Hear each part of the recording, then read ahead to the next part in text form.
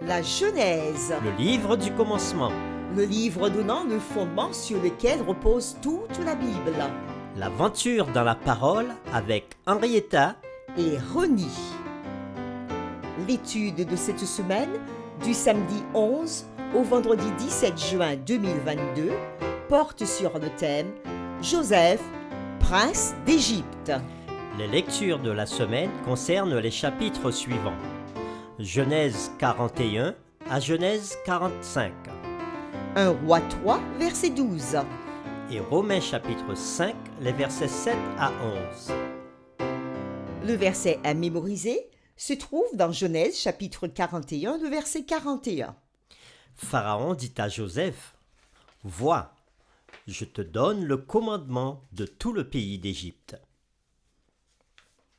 Précédemment, nous avons accompagné Joseph, qui était esclave dans la maison de Potiphar, jusqu'au palais de Pharaon, en passant par un séjour en prison. Retrouvons Joseph devant Pharaon au chapitre 41, les versets 15 jusqu'au verset 36. Pharaon dit à Joseph, « J'ai eu un songe, personne ne peut l'expliquer. Et j'ai appris que tu expliques un songe après l'avoir entendu. Joseph répondit à Pharaon en disant, Ce n'est pas moi, c'est Dieu qui donnera une réponse favorable à Pharaon. Pharaon dit alors à Joseph, Dans mon songe, voici je me tenais sur le bord du fleuve.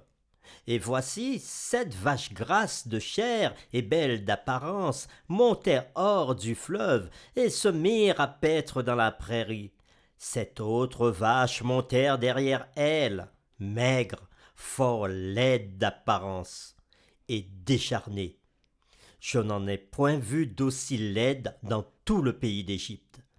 Les vaches décharnées et laides mangèrent les 7 vaches qui étaient grasses. Elles les engloutirent dans leur ventre sans qu'on s'aperçût qu'elles y fussent entrées, et leur apparence était laide comme auparavant. Je m'éveillai. Je vis encore en songe 7 épis pleins et beaux qui montèrent sur une même tige. Les 7 épis vides maigres, brûlés par le vent d'Orient, poussèrent après eux. Les épis maigres engloutirent les 7 beaux épis.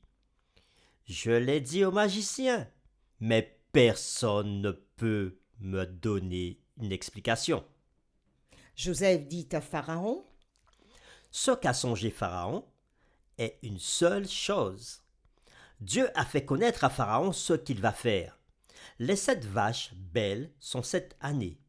Les 7 épis beaux sont 7 années. C'est un seul songe. Les 7 vaches décharnées et laides qui montent derrière les premières sont 7 années, et les 7 épis vides, brûlés par le vent d'Orient, sont 7 années de famine. Ainsi, comme je viens de le dire à Pharaon, Dieu a fait connaître à Pharaon ce qu'il va faire.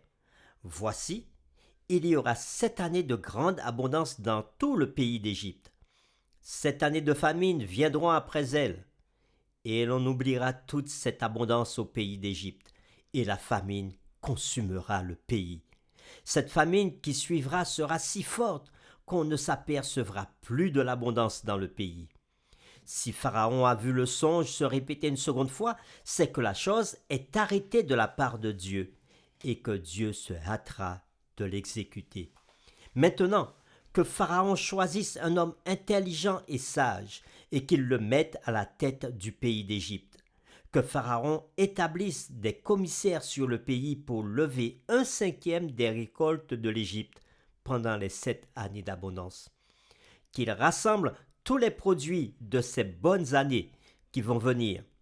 Qu'il fasse, sous l'autorité de Pharaon, un amas de blé, des approvisionnements dans les villes, et qu'ils en aient la garde.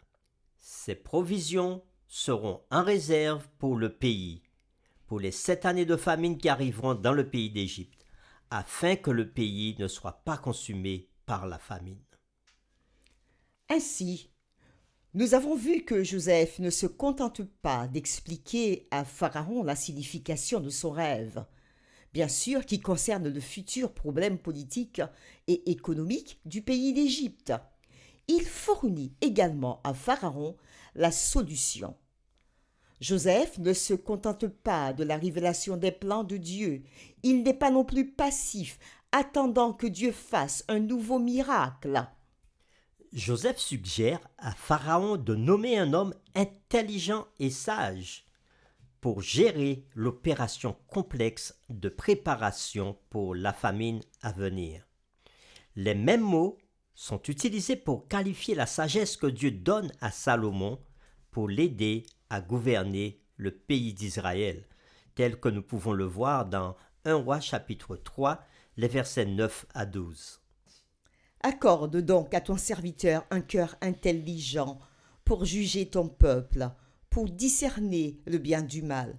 Car qui pourrait juger ton peuple, ce peuple si nombreux? Cette demande de Salomon plut au Seigneur.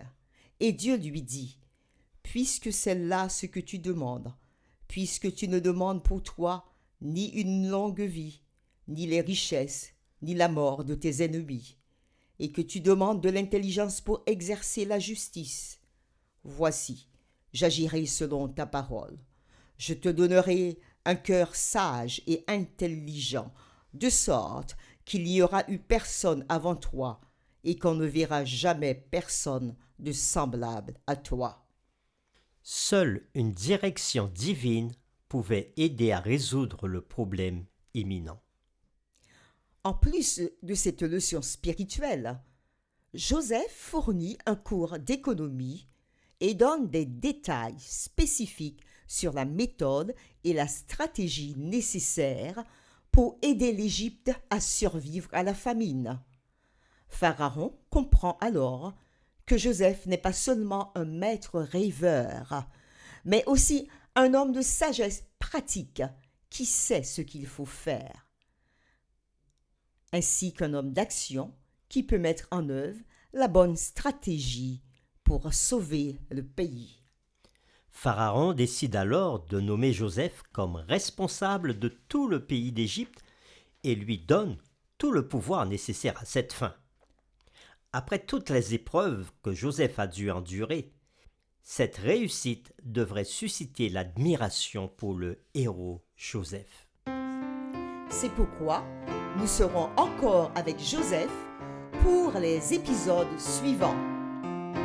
L'ascension de Joseph au pouvoir. Joseph confronté à ses frères. Joseph et Benjamin. Puis la coupe de divination. Et enfin, je suis Joseph votre frère. Et nous irons encore plus loin dans une réflexion avancée pour terminer.